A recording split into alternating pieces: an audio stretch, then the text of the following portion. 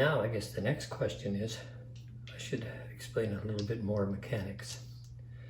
When the value of a stock goes up to here to split, it gets revalued back to issue, and all the people holding that share get $1 a share, whether it's common or preferred. It's the same for all of these with split. On the other side of it, when yellow and blue go down here to roll back, if you had 2 shares, it gets reissued to 1, so you turn in half your shares. You still have the same dollar value as you would have down here, but you have half the shares. And if that affects directorships, well, you're SOL. Just turn them in and cry later. So if it's this company here, red or green, and they go down to here, that company's now bankrupt, and it gets reissued back to here. You turn in all your debentures, you turn in all your shares, and you lose your directorships, and it gets reissued, and you start, and then it continues trading here at issue. So that's how the mechanics of this board, of the big board, works.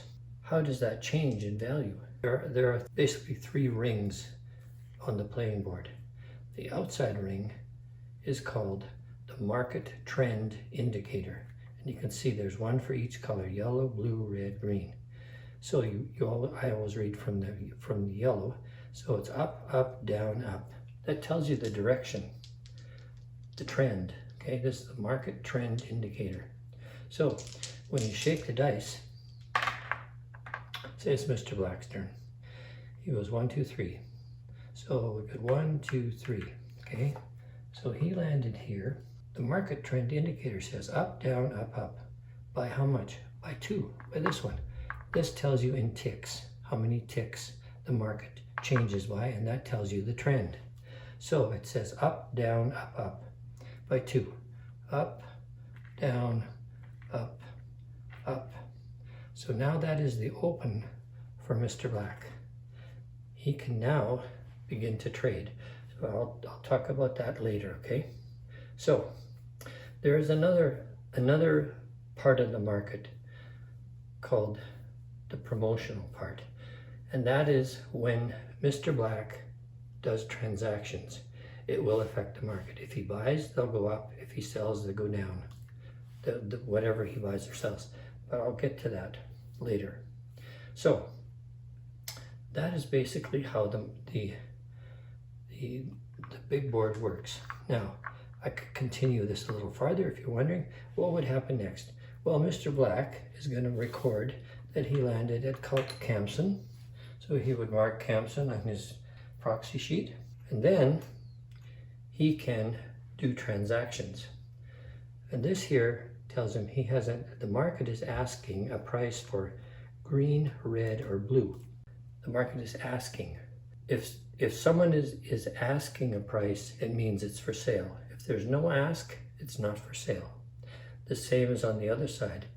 And these are the spaces of the subsidiaries, right?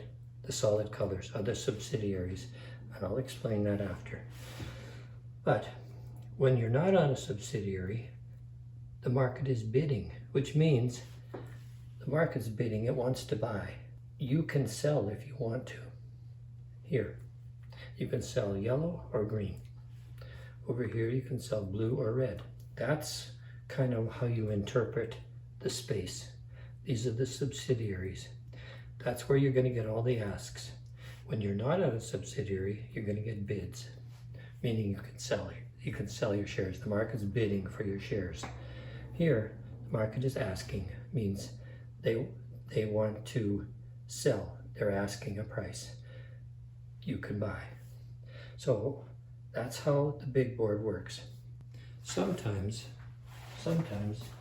you're going to hit a time card and it's going to delist a stock. Say it said blue is delisted. So you take the marker off and it stays off until the end of the year where it gets delisted. So on the market trend indicator, you just ignore blue. Okay? It doesn't trade until the end of the year, like they did something bad, so delisted.